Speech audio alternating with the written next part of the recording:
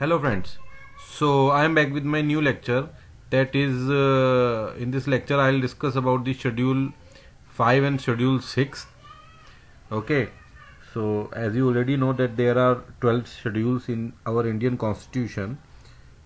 So I'll be discussing schedule 5 and 6. That is very important as far as your mains exam point of view is there. So I'll be discussing about these schedules and the difference. So that is very important. You must understand the difference between both the schedules and why these two schedules are there. Why not only one schedule? Schedule 5 is sufficient. Why schedule extra one more schedule 6 is inserted in the Indian constitution? What is the difference? What are the points in which both the schedules differ? What are the similarities? What are the advantages, disadvantages, means issues associated with these schedules, shortcomings in these schedules, what amendments should be done in these schedules to make them more targeted or for what they have been devised for or required for. So they must perform the action, or they should be used for both the schedules. How's the performance of both the schedules? So we will be studying all those aspects in this lecture. So without wasting much time, I'll be starting the lecture.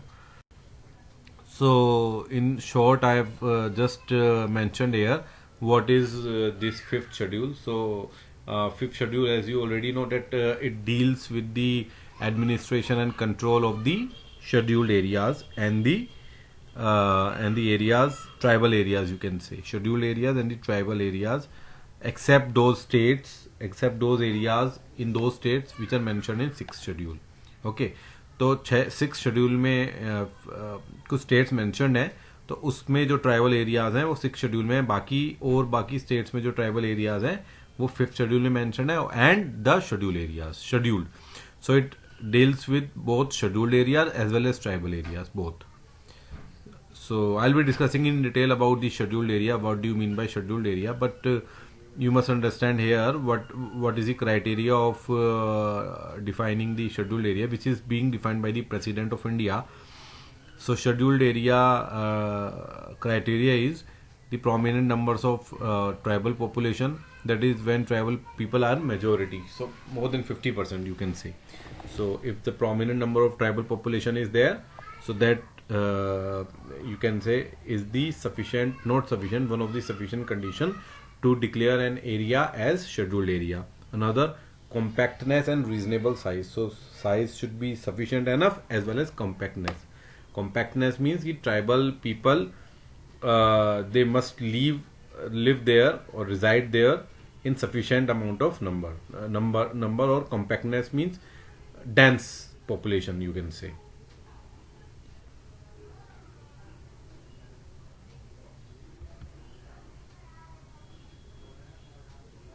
And next is viable administrative entity such as district, block or so it should be a administrative entity. So ऐसा नहीं कि किसी भी area को आपने schedule area बना दिया. कोई डिस्ट्रिक्ट हो, ब्लॉक हो, तालुक हो, उस पर्टिकुलर उस पार्ट को आप शेड्यूल एरिया डिक्लेयर कर सकते हो. उसके अलावा इकोनॉमिक बैकवर्ड हो area as compare to neighbouring areas. So what is autonomous districts and autonomous regions. So उसमें शेड्यूल एरिया डिफाइन करते हैं, इसमें ऑटोनोमस डिस्ट्रिक्ट जो कि गवर्नर की criteria president of India define करता है और इसमें गवर्नर डिफाइन करता है. Similarly autonomous districts and autonomous regions been defined by the governor of that state. So हाँ, उसमें प्रेसिडेंट करता है but in the consultation with the governor of that state. इसमें गवर्नर खुद ही करता है. Autonomous districts and autonomous regions, six schedule. इनका क्राइटेरिया क्या है? Presence of majority. इसमें मेजोरिटी है लेकिन उसमें क्या है ना, 50% 60% हो तो शेड्यूल एरिया डिक्लेयर करते हैं. इसमें 70-80% है. जो 4 स्टेट्स में किया है उन स्टेट्स में किया है जहाँ पे 70 to 80% पॉपुलेशन है उन जगहों पर.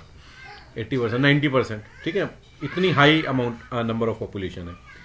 और इफ आर डिफरेंट ट्राइब्स, अगर बहुत सारी ट्राइब्स हैं एक ऑटोनोमस डिस्ट्रिक्ट में आपने डिक्लेयर कर दिया तो डिस्ट्रिक्ट को आप ऑटोनोमस रीजन्स में डिवाइड कर सकते हो. ठीक है, इकोनॉमिक बैकवर्डनेस होनी चाहिए रीजन की और डिस्टिंक्ट कल्चर और कस्टम होने चाहिए उन ट्राइबल्स का. तो ये कुछ क्राइटेरिया है जिससे हम ये डिक्लेयर करते हैं. तो आप पूछेंगे कि भाई शेड्यूल्ड एरिया में भी तो यही है लगभग लगभग, तो शेड्यूल्ड एरिया भी आप डिफाइन कर सकते हैं ऑटोनोमस 6 शेड्यूल में, लेकिन लिमिटेड इन्होंने 4 रखे हैं।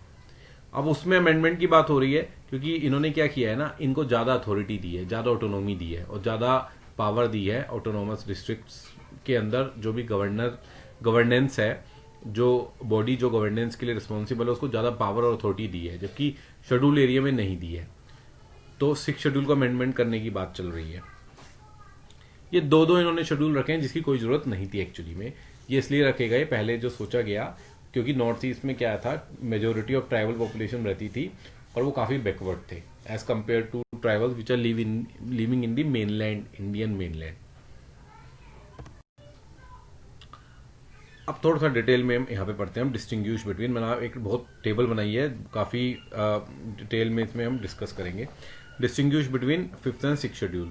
अब 5th 6th शेड्यूल के बारे में पढ़ते हैं। कवरेज, कहाँ पे 5th शेड्यूल अभी लाइक कर रहा है, आंध्रा, तेलंगाना, झारखंड, छत्तीसगढ़, गुजरात, हिमाचल, मध्य प्रदेश, महाराष्ट्र, उड़ीसा, राजस्थान, बेसिकली जहाँ पे ट्राइबल पॉपुलेशन रिजाइड कर रही है इंडिया में, उन स्टेट्स में पर्टिकुलर कुछ एरियाज को शेड्यूल्ड एरिया डिफाइन किया है। डिस्ट्रिक्ट हो, ब्लॉक हो, तालुक हो, जैसे मैंने बोला, तो इन एरियाज में, स्टेट्स में शेड्यूल्ड एरिया लाइक कर रहे हैं।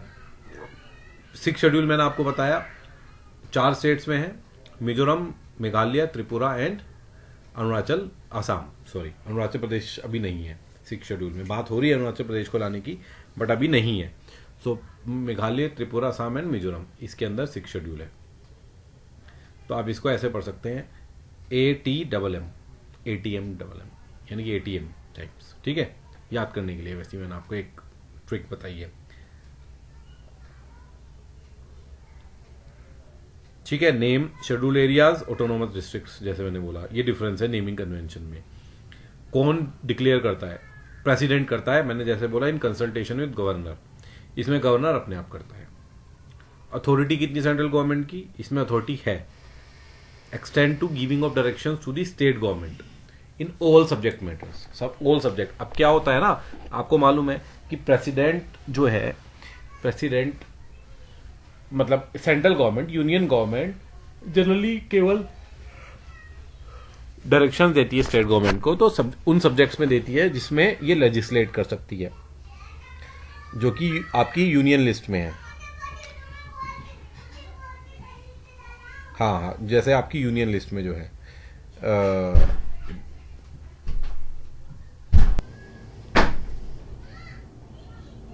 तो आप जैसे जानते हैं executive power of the union government जो है, वो केवल यूनियन लिस्ट जो है उसके अकॉर्डिंगली वो केवल एग्जीक्यूटिव पावर उसमें ही वो एग्जीक्यूटिव पावर अपनी एक्सरसाइज कर सकती है union government.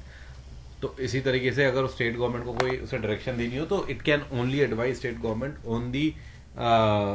On the list, on the union list and the concurrent list also, yes definitely. हाँ, स्टेट लिस्ट में नहीं कर सकती, but in case of scheduled areas वो स्टेट लिस्ट में भी on all subject matters. So it can advise और it can exercise its executive power in all subject matters for these scheduled areas. You know that these lists are mentioned in the 7th schedule of Indian Constitution. तो इसमें central government exercise कर सकती है 5th schedule में areas जो भी हैं, but 6th schedule में कोई सेंट्रल गवर्नमेंट की अथॉरिटी नहीं है। तो ये एक 6th शेड्यूल में अगर आप डिफरेंस देखेंगे तो सेंट्रल गवर्नमेंट की कोई अथॉरिटी नहीं है। अब स्टेट गवर्नमेंट की क्या अथॉरिटी है? State government can exercise executive power over the scheduled area. State government कर सकती है, जैसे इसमें डायरेक्शन की हम यहाँ पे बात करी थे, तो इसमें central government as well as state government, इसमें स्टेट गवर्नमेंट इसमें भी कर सकती है एक्सरसाइज। तो स्टेट गवर्नमेंट दोनों में कर सकती है, बट सेंट्रल गवर्नमेंट केवल उसमें कर सकती है इन 5th शेड्यूल। लेकिन थोड़ा सा मैं इसमें एक डिफरेंस बताऊंगा कि इन केस ऑफ असम, अगर कोई भी लॉ है तो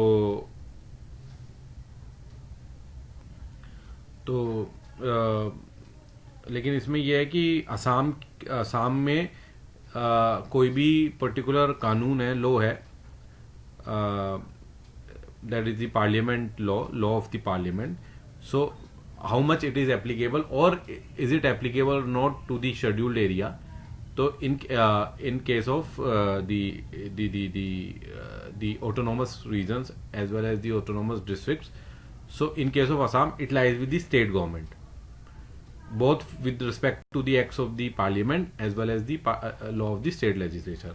But in case of Mizoram, Meghalaya and Tripura, the power of direction lies with the President of India in case of acts of parliament, lies with the President of India in case of acts of parliament, and lies with the governor in case of acts of the state legislature. तो कहने का मतलब ये है कि असम के लिए तो स्टेट गवर्नर दोनों कानून लागू करेगा, बट मेघालय, त्रिपुरा और मिजोरम में प्रेसिडेंट केंद्रीय कानून लागू करेगा, कितना लागू होना है या पूरा लागू होना है या नहीं होना है, और गवर्नर स्टेट लेजिस्लेचर के कानून लागू करेगा. तो गवर्नर तो सबके लिए, चारों स्टेट्स के लिए गवर्नर स्टेट लेजिस्लेचर को करता है, लेकिन असम के लिए प्रेसिडेंट करता है उसके पार्लियामेंट के, और गवर्नर करता है स्टेट इसके, सॉरी, ये त्रिपुरा, मेघालय और मिजोरम में प्रेसिडेंट करता है ये पार्लियामेंट्री लॉ के लिए, और गवर्नर करता है उसके लिए स्टेट लेजिस्लेचर के लॉ के लिए. असम में गवर्नर करता है दोनों में, चाहे केंद्रीय कानून हो चाहे स्टेट लेजिस्लेचर लॉ हो. ठीक है, तो ये डिफरेंस है. तो अथॉरिटी सेंट्रल गवर्नमेंट की है नहीं है, लेकिन अगर केंद्रीय कानून की एप्लीकेशन की बात होगी तो त्रिपुरा, मिजोरम, मेघालय में प्रेसिडेंट लागू करेगा वो. इन केस ऑफ 6 शेड्यूल की बता रहा हूं. ये एक थोड़ा सा अथॉरिटी यहाँ पे सेंट्रल गवर्नमेंट की आ जाती है, क्योंकि प्रेसिडेंट कुछ नहीं है, सेंट्रल गवर्नमेंट मान लीजिए. तो यहाँ पे आप देख लीजिए सेंट्रल लॉ के लिए, जैसे मैंने आपको बताया कि गवर्नर 5th शेड्यूल में तो गवर्नर ही डिसाइड करेगा कि कोई भी सेंट्रल लॉ और स्टेट लॉ कितना एप्लीकेबल होना है, और एप्लीकेबल अगर होना है तो मॉडिफिकेशन के साथ होना है, जो भी है. तो टीएसी के साथ यानी कि ट्राइबल एडवाइजरी काउंसिल के साथ वो कंसल्टेशन करेगा और असेंट ऑफ प्रेसिडेंट. तो ये होएगा तभी वो ये डिसाइड कर पाएगा एम्पावर्ड. इसमें भी सेम है. 6th शेड्यूल में मैंने आपको बताया कि in case of Tripura, Mizoram, Meghalaya president decide करेगा in case of acts of parliament, और गवर्नर करेगा in case of acts of state legislature. But Assam में दोनों पार्लियामेंट और स्टेट लेजिस्लेचर लॉ के लिए गवर्नर ही डिसाइड करेगा. और ऑटोनॉमी अगर आप देखेंगे तो in these areas relative autonomy is less as compared to areas in 6th schedule. ठीक है ना, ऑटोनॉमी कम है. In these areas governor can make regulations for the governance of these areas after consultation with tribal advisory council. तो यहाँ पे छुपा हुआ है, बट ट्राइबल एडवाइजरी काउंसिल के साथ कंसल्टेशन करके ही वो रेगुलेशंस बना सकता है इन एरियाज के लिए. किनको गवर्नेंस कैसे की जाएगी इन एरियाज की, गवर्नर. तो कंसल्टेशन तो यहाँ पे कंपेयरली लेस है. इसमें क्या है, इसमें ज्यादा है ऑटोनॉमी, यानी कि डिसीजन ज्यादा अपने हिसाब से ले सकते हैं. These areas are district council, regional councils which have wide legislative, executive and judicial powers. इसमें इनके पास लेजिस्लेटिव, एग्जीक्यूटिव, जुडिशियल पावर्स हैं इन काउंसिल्स के पास. इसमें कोई पावर नहीं है ट्राइबल एडवाइजरी, वो केवल एडवाइजरी बॉडी है. यहाँ पे गवर्नर ही रेगुलेशंस बनाएगा. रेगुलेशन मतलब रूल बनाएगा कि गवर्नेंस कैसे होगी इन एरियाज की. इसके अंदर 6th शेड्यूल में ऑटोनोमस डिस्ट्रिक्ट्स एंड काउंसिल जो है, डिस्ट्रिक्ट काउंसिल, ये रेगुलेशंस ये गवर्न करते हैं मेनली. गवर्नर का यहाँ पे लिमिटेड रोल होता है. Governor definitely applicability of law देखता है कि कितना एप्लीकेबिलिटी हो रही है लॉ की, बट अगर रेगुलेशंस बनाने की बात होती है तो यहाँ पे district council and regional councils mainly regulations बनाती हैं शेड्यूल में. काउंसिल 20 मेंबर्स हैं ट्राइबल एडवाइजरी काउंसिल में. 3/4 रिप्रेजेंटेटिव्स हैं of the schedule tribes in the assembly. जो असेंबली, स्टेट लेजिस्लेटिव असेंबली में शेड्यूल ट्राइब के रिप्रेजेंटेटिव्स हैं, वो जो एसटीज होंगे वो 3/4 यानी कि 15 करीबन, उनमें से 15 लोग जो होंगे ट्राइबल, उस पर्टिकुलर जगह के ट्राइबल एडवाइजरी काउंसिल में भी होंगे. और बाकी जो 5 होंगे उसका कोई पता नहीं है, वो गवर्नर रूल बनाएगा उसका। 6 शेड्यूल में डिस्ट्रिक्ट एंड रीजनल काउंसिल में 30 मेंबर्स होंगे, 4 गवर्नर नॉमिनेट करेगा और 26 जो होंगे वो उनका इलेक्शन होगा, और वो 5 साल के लिए उनका टर्म होगा। और नॉमिनेशन जो होगा, जो जिन 4 लोग हैं वो प्लेजर ऑफ द गवर्नर, जब तक गवर्नर का प्लेजर है तब तक ही वो अपने पद पे रहेंगे, ठीक है। और रूल्स गवर्नर बनाता है, मोड ऑफ अपॉइंटमेंट, चेयरमैन कौन होगा, कितने मेंबर्स होंगे, ये सब। यहाँ पे 20 और 30 लिखा है, लेकिन ये वेरिएबल भी हो सकते हैं, जरूरी नहीं है 20 हो, 25-30 भी हो सकते हैं, यहाँ पे 30 का 40-50 भी हो सकते हैं, डिफरेंट हैं भी। पावर्स क्या हैं? ट्राइबल एडवाइजरी काउंसिल एडवाइजरी करती है, लेकिन डिस्ट्रिक्ट और रीजनल काउंसिल के पास लेजिस्लेटिव, जुडिशियल, एडमिनिस्ट्रेटिव, एग्जीक्यूटिव सब पावर्स हैं। तो इन सब के ऊपर वो कानून बना सकती है, लेकिन गवर्नर का एसेंट चाहिए। इसमें ट्राइबल एडवाइजरी काउंसिल केवल कंसल्टेशन बॉडी है, एडवाइजरी बॉडी है, तो गवर्नर को कोई भी रेगुलेशन बनाना हो तो वो इसको कंसल्ट करेगा और एसेंट लेगा प्रेसिडेंट की। और साथ में क्या है, डिस्ट्रिक्ट और रीजनल काउंसिल जो होती है वो विलेज काउंसिल को कॉन्स्टिट्यूट करेंगी और कोर्ट्स को कॉन्स्टिट्यूट करेंगे for hearing of suits and cases between the tribe, जो भी ट्राइब की केसेस होंगे उनको हियर करेंगे। They hear appeals from them, so ये अपील हियर करेंगे, यानी कि अगर मान लीजिए विलेज काउंसिल ने कोई निर्णय दिया तो ये डिस्ट्रिक्ट एंड रीजनल काउंसिल उसके ऊपर हियर करेंगे अपील्स। उसके अलावा जुरिडिक्शन कितना होगा हाई कोर्ट का, ये गवर्नर स्पेसिफाई करेगा। अदर फंक्शंस क्या है काउंसिल के? डिस्ट्रिक्ट काउंसिल ये एग्जीक्यूटिव फंक्शंस हैं, प्राइम स्कूल, डिस्पेंसरी, मार्केट वगैरह मैनेज करना, ठीक है। एग्रीकल्चर वगैरह मैनेज नहीं कर सकते, कानून जरूर बना सकते हैं, कानून बना सकते हैं, बट ये मैनेज नहीं कर सकते, एग्जीक्यूटिव पावर नहीं है इनके पास, कम है।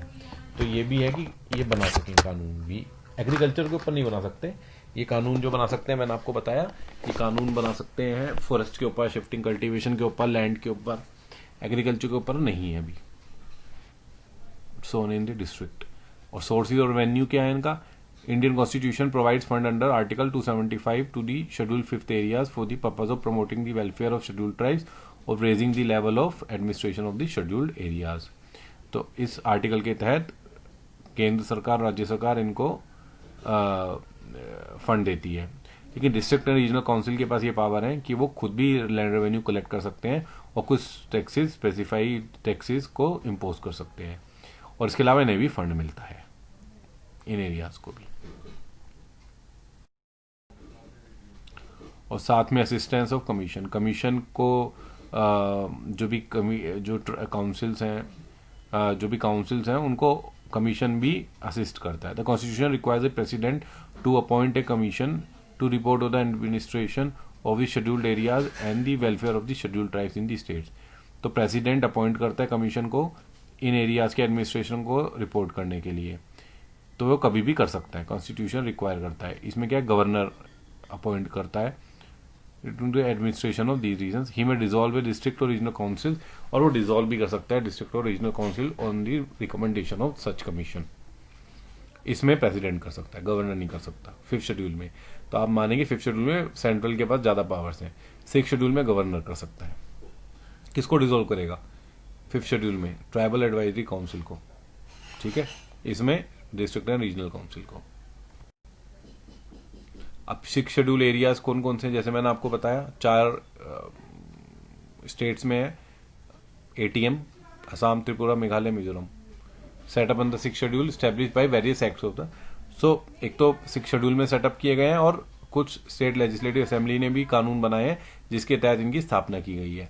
ऑटोनोमस डिस्ट्रिक्ट काउंसिल असम में दीमा साव, जिसको नॉर्थ कैशार भी बोला जाता है, hill this one district council, then Karbi Anglong and Bodoland territorial area district council on the 6th schedule.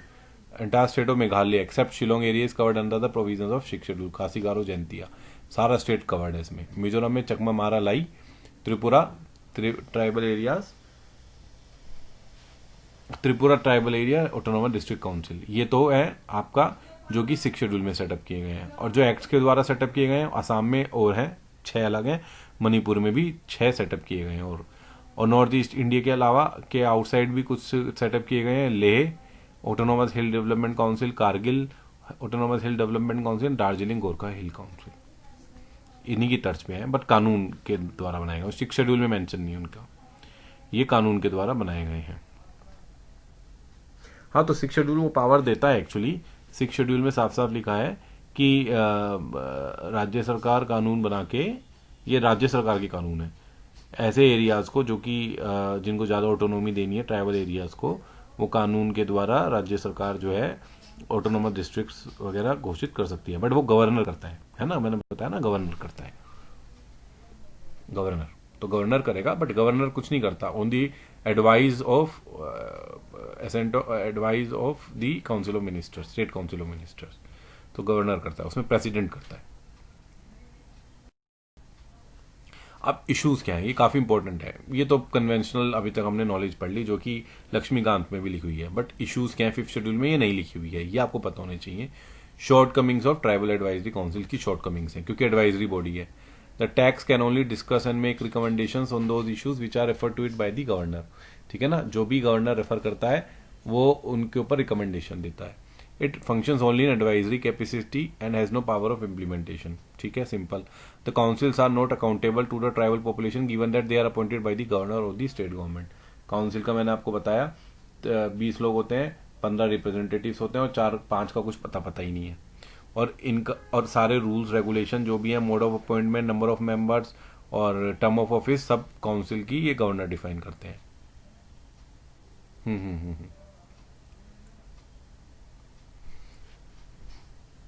ठीक है, क्योंकि गवर्नर इनको अपॉइंट करता है, गवर्नर मतलब स्टेट गवर्नमेंट, तो इसलिए ये they are not accountable to the tribal population. Creation of tribal advisory council without any power दी नहीं गई है, unlike the ADC autonomous district council जो कि 6 शेड्यूल में है, which have legislative to the some extent. तो क्रिएशन, इसकी कोई पावर नहीं है, तो बेकार है, किसी काम का नहीं है। No clarity on the composition, specially the remaining 1/4 जो मैंने बोला। ठीक है ना, टैग में बाकी 5 का कोई अता पता ही नहीं है, 3/4 का पता है, 5 का अता पता ही नहीं है। Meetings of TAC have been irregular, meeting भी नहीं होती है इनकी, इरेगुलर है। उसके अलावा और क्या इश्यूज हैं 5th शेड्यूल में एरियाज में? Reduction of the office of governor to a mere annual. अब गवर्नर भी क्या करता है, एनुअल रिपोर्ट राइटिंग करता है प्रेसिडेंट को। हाँ, रेगुलेशंस वगैरह बनाता है, कानून वगैरह, लेकिन वो स्टेट गवर्नमेंट करती है। To the president on the affairs of schedule area rather than utilizing is at the guardian of constitutional governance. तो केवल वो रिपोर्ट देता है, annual report writing institution to president. उसके अलावा एक तो भी पावर गवर्नर का भी इसमें कोई ज्यादा रोल नहीं है, गवर्नर रेगुलेशन बनाता है but with the assent of the president. और रेगुलेशन भी क्या बनाता है, 2 टाइप के रेगुलेशंस होते हैं।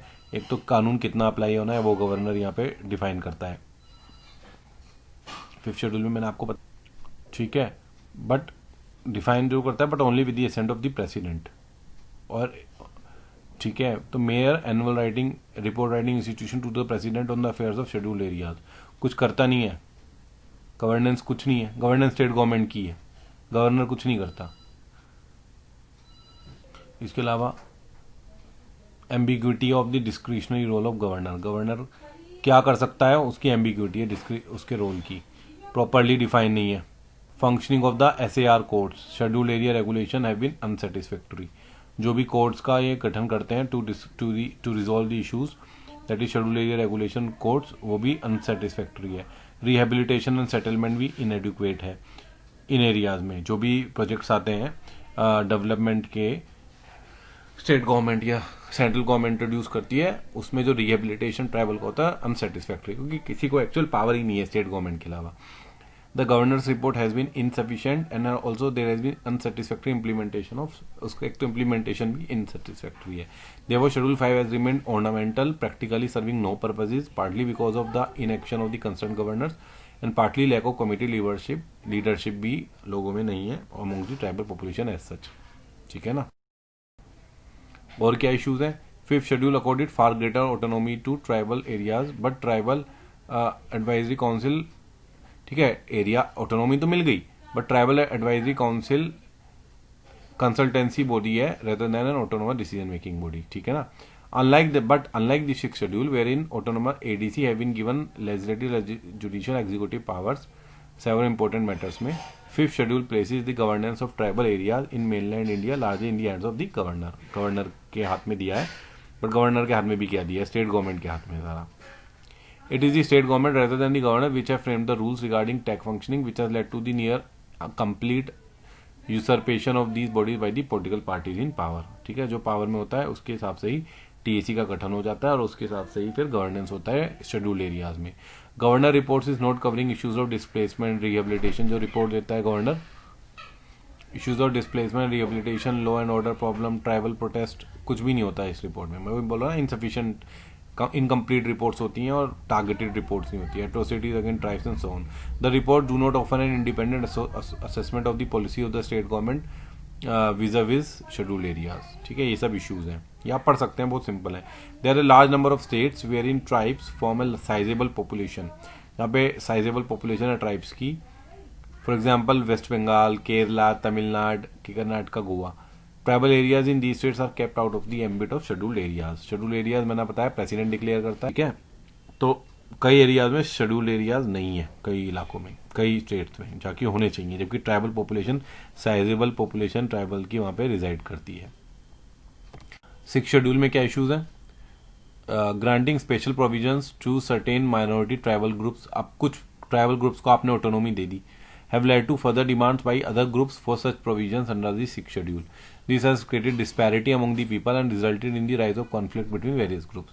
तो आप दो ट्राइबल कम्युनिटीज को दोगे 6 शेड्यूल का स्टेटस, बट बाकियों को नहीं दोगे, तो इससे disparity between tribal communities arise हो गई और जिसकी वजह से कॉन्फ्लिक्ट बढ़ गया. There exist a huge gap between the approved budget, जो बजट अप्रूव होता है, and the fund received from the state government. जितना अप्रूव करती है स्टेट गवर्नमेंट लेजिस्लेचर में, बट जितना रिसीव एक्चुअली देती है स्टेट गवर्नमेंट, उसमें ह्यूज गैप है, विच इज लेड ए, और सेंट्रल गवर्नमेंट भी देती है, which has had a direct impact on the development of these tribal communities. absence of any efficient committee for the purpose of monitoring. कोई भी committee नहीं है जो कि मॉनिटरिंग करे, इवेल्युएशन करे और कितना फंड रिसीव हुआ, कितना यूटिलाइज हुआ, जिसकी वजह से बहुत corruption and the development of these region. इन ऑटोनोमस काउंसिल्स में करप्शन बहुत बढ़ गया क्योंकि there is no independent committee to assess the performance, to monitor, to evaluate, to analyse, to evaluate and to see whether the funds which have been approved or which have been granted to these autonomous councils have actually been efficiently utilized for the development of the tribal areas or the tribals. The autonomy and power of the district councils lies in the hands of a small group of elites. ठीक है ना, district council की जो autonomy और power है, that they lie in the hands of a small group of elites who govern the functioning of the autonomous district council. क्योंकि मैंने बताया कंपोजिशन गवर्नर के हाथ में दे दी गई है, तो कुछ एलाइट्स का फेवरेट्स का अपॉइंटमेंट हो जाता है और वही गवर्न करते हैं उस ट्राइबल एरिया को, उस ऑटोनोमस डिस्ट्रिक्ट को, जिसकी वजह से करप्शन और जिसकी वजह से एफिशिएंटली गवर्नेंस नहीं है, इनएफिशिएंट गवर्नेंस है. The absence of involvement of local stakeholders in the process of development and decision making में नहीं है, एब्सेंस है उनका, जिसकी वजह से कॉमन मासेस का इन्वॉल्वमेंट नहीं हो पाता डिसीजन मेकिंग में. The 6th schedule also vest enormous powers to the governor, है ना, गवर्नर को काफी पावर्स दी गई हैं. Members of the various ADC in this context of the opinion that the governors are mere puppets in the hands of the ministers. आप जानते हैं a major gap in the functioning of ADC is the lack of interaction at village and field level. तो village council का गठन नहीं हुआ है, इसी वजह से इंटरेक्शन नहीं होता विलेज लेवल पे. There is absence of efficient village councils और रीजनल काउंसिल्स का गठन नहीं होता, इसी वजह से 6th शेड्यूल का जो एक्चुअल जो मैंडेट है वो पूरा नहीं हो पाता. उसके अलावा अदर क्या इश्यूज हैं? Assessment of the autonomous district council under 6th schedule. The state government has held the view that these councils ought to stick to their traditional role, which is to protect tribal culture, land and identity and refrain from engaging in development activities. तो development नहीं कर रही है councils, जबकि protection of केवल culture customs को protection दे रही है, डेवलपमेंट खत्म कर रही नहीं कर रही है. In many cases, state governments have deliberately impeded the functioning of the councils, particularly through blocking the flow of funds to them. ठीक है ना, स्टेट गवर्नमेंट फंड नहीं देती, ये तो पता ही है आपको. Powers given to the councils to make legislation and implement development programmes have not been matched with the financial autonomy. तो जो पावर्स दी गई हैं उसके हिसाब से फाइनेंशियल उनको नहीं दिया गया और जो ऑटोनॉमी उनको दी गई वो नहीं है. All the activities and departments under the control of the councils as per the provisions of the 6th schedule have not yet been transferred to them.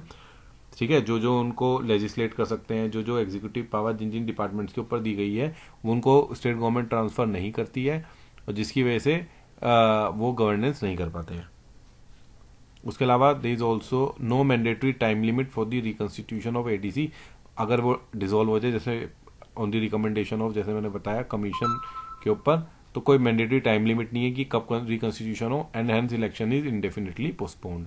73rd amendment to the constitution provides for the reservation of 1/3 of all panchayat for women, वो करता है, but जो councils हैं unlike panchayat उनमें कोई ऐसी provision नहीं है वुमेन के रिजर्वेशन का। The demographic change is no longer reflecting the representative structure of the autonomous district council unless reviewed comprehensively the 6th schedule could become one of the chief sources of future conflicts in the reason.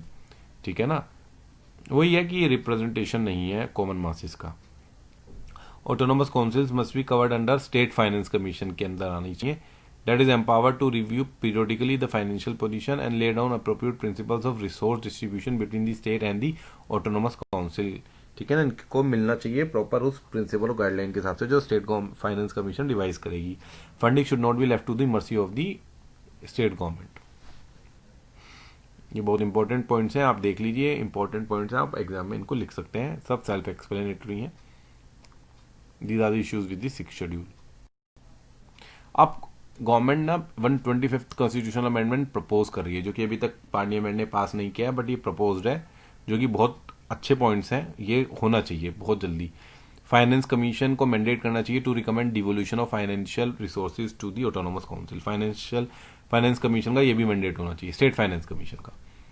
Autonomous councils depends on grant from central ministries and the state government for specific projects. ठीक है, उनको depend होना पड़ता है, but उनको autonomy देनी चाहिए ताकि वो टैक्सेस और रेवेन्यू खुद कलेक्ट कर सकें, जो कि उनको नहीं दी गई है, पेपर पे है बट उनको नहीं दी जाती है स्टेट गवर्नमेंट द्वारा।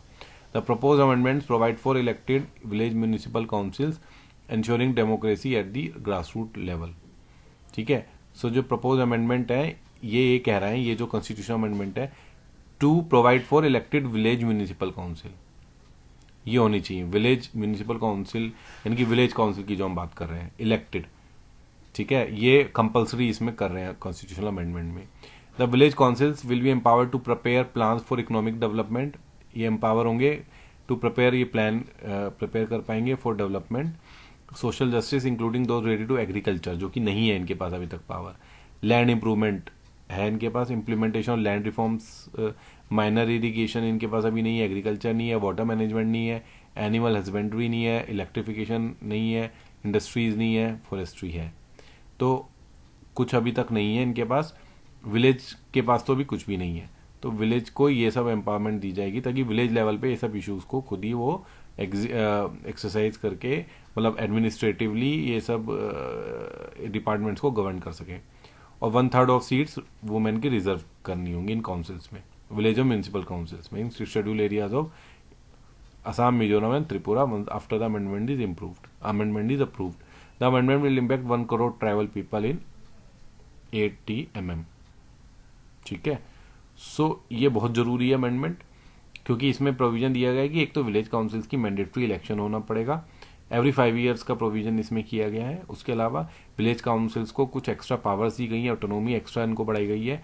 अभी तक एग्रीकल्चर की ऑटोनॉमी नहीं थी इन काउंसिल्स को, एग्रीकल्चर की नहीं है, इरिगेशन की नहीं है, एनिमल हस्बेंड्री की नहीं है, रूरल इलेक्ट्रिफिकेशन की नहीं है। ठीक है ना, ये सब इनको नहीं है जो कि इनको दी गई है। लैंड की भी नहीं है, लैंड पे केवल कानून बना सकते हैं बट लैंड रिफॉर्म्स इंप्लीमेंट नहीं कर सकते, केवल डिस्पेंसरी, मार्केट, ठीक है ना, यही सब, ये स्कूल्स वगैरह ही गवर्न कर सकते हैं। ये कह रहे हैं कि आप लैंड रिफॉर्म्स भी एग्जीक्यूट कर पाए, इंप्लीमेंट कर पाए, लैंड इंप्रूवमेंट कर पाए, कानूनी नहीं, आप उसके ऊपर एडमिनिस्ट्रेटिवली गवर्न भी कर पाए इन डिपार्टमेंट्स के। केवल ये स्कूल, डिस्पेंसरी, मार्केट, फेरी, ये सब ब्ला ब्ला फालतू की चीजें इनको दी गई हैं, इनके पास अभी बिल्कुल भी अथॉरिटी नहीं है। तो अथॉरिटी देने की बात अभी प्रपोज्ड है, जो कि अगर इन्हें मिल जाएगी तो एक्चुअल डेमोक्रेसी, जो ग्रास रूट लेवल पे डेमोक्रेसी जो इन एरियाज को चाहिए गवर्न करने के लिए, ट्राइबल एरियाज को, वो तभी मिलेगी। तो ये बहुत अच्छा फाइनेंस कमीशन वाला पॉइंट है कि इनको मैंडेट होना चाहिए स्टेट फाइनेंस कमीशन को, तो जो भी डिवोल्यूशन होगा रिसोर्सेज का, इनके ऊपर कितना मैंडेटरी डिवोल्यूशन स्टेट गवर्नमेंट को करना होगा वो यहाँ पे मैंडेट करना पड़ेगा। तो ये प्रपोज है जो कि अभी तक पास नहीं हुआ है। ठीक है, तो नेक्स्ट लेक्चर में भी मैं कोई एक इंडियन पॉलिटी का टॉपिक डिस्कस करूंगा, so I will be taking bringing the lecture in 2 or 3 days, next 2 to 3 days. तो टिल देन अगर आपको लेक्चर अच्छा लगा हो तो काइंडली इसको सब्सक्राइब करें, लाइक करें लेक्चर को, और काफ़ी इंपॉर्टेंट पॉइंट्स हैं, इनको आप एग्ज़ाम में लिखें, इनको पढ़ें, समझें और इनको समझ के इनको एग्ज़ाम में लिखें. Thank you so much.